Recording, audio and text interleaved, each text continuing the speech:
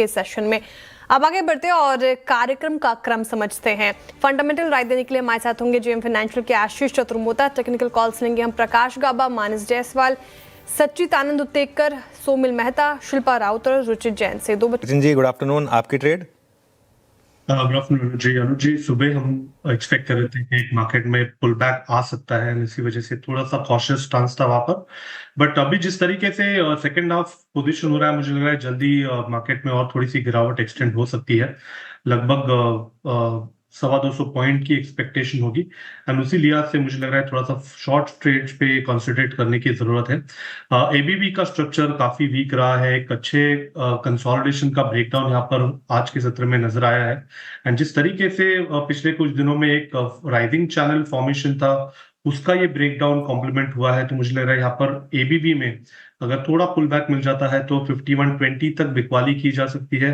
Stop loss आपको 5134 पे लगाना है। पहला टारगेट होगा अराउंड 5065 का, सेकंड टारगेट होगा अराउंड 5020 का। फ्रेश शॉर्ट्स ऐड करने की सलाह होगी एबीबी के फ्यूचर्स में। एबीबी के फ्यूचर्स, यहाँ पे सचिन जी और मानस जी का मूड बिल्कुल ठीक नहीं है। सचिन जी, आप देखिए कोफोर्ज में जिस तरीके से गिरावट आई है, उतनी गिरावट नहीं है लेकिन थोड़ी हाई साइड से फिसला ये काउंटर, और आईटी एज ए स्पेस जिस तरीके से आप फोकस में आ रहे हैं, तो ये जिनके पास नहीं है, क्या कोफोर्ज को इन लेवल्स पर ऐड किया जाए या फिर अभी थोड़ा वेट करें? आई थिंक रिलेटिव परफॉर्मेंस थे, बट जिस तरीके से ओवरऑल स्पेस परफॉर्म करी थी, उसमें कोफोर्ज का कंट्रीब्यूशन काफी इनसिग्निफिकेंट था। इनफैक्ट एक यहाँ पर एक थोड़ी सी बेरिश ट्रेंड इन प्रोग्रेस है। इसका जो 50 डे एक्सपोनेंशियल मूविंग एवरेज है वो काफी क्रिटिकल है, 1820 के आसपास प्लेस है। तो अगर वो पर्टिकुलर लेवल भी टूट जाता है तो स्टॉक में और थोड़ी सी गिरावट गहरी हो सकती है। तो मुझे लग रहा है थोड़ा सा अगर प्राइसेस यहाँ पर कंसोलिडेट हो जाए, उसके बाद ही मुझे लग रहा है इसमें खरीदारी की सलाह होगी। आइडियल लेवल्स जो मैं एटलीस्ट एक्सपेक्ट कर रहा हूँ लगभग अराउंड 1770 के आसपास प्लेस्ड है। तो वो लेवल्स अगर आ जाते हैं तो डेफिनेटली उसमें कुछ कॉन्ट्रा लॉन्ग पोजीशंस बनाई जा सकते हैं। ओके, कोफोर्ज आपका ठीक यहाँ पर है। सचिन, आपका ट्रेड? वीरू जी, यहाँ पर जेएसडब्ल्यू इंफ्रा में मुझे लग रहा है कहीं जाकर करेक्शन ऑलमोस्ट फैग एंड पे है। एक अच्छा कंसोलिडेशन इसने पिछले 4 दिनों में डिस्प्ले किया है, बट इसके आरएसआई में ऑलरेडी एक अच्छी इंप्रूवमेंट हुई है, एक अच्छी रैली बनी है। तो मुझे लग रहा है यहाँ पर जो टर्न अराउंड है उसके वजह से और थोड़ी सी एक्सटेंडेड मूव आ सकती है। तो यहाँ पर जेएसडब्ल्यू इंफ्रा अक्यूमुलेट करने की सलाह होगी 273 से लेके 268 एक आइडियल जोन है जहां पर ये स्टॉक अपने पोर्टफोलियो में उतारा जा सकता है। स्टॉप लॉस आपको लगभग अराउंड 266 पे लगाना है on closing basis and positions को लगभग अराउंड 296 के आसपास रिव्यू करना है।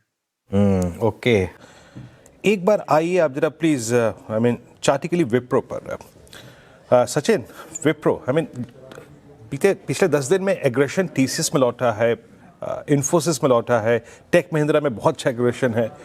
विप्रो पे क्या लग रहा है आपको? ये आज 262 पे एक स्लाइट फ्लैग का ब्रेकआउट है, क्या इसको भी आप उसी कैटेगरी में रखेंगे जहां पे आपने इन्फोसिस, टीसीएस या फिर टेक महिंद्रा को रखा हुआ है?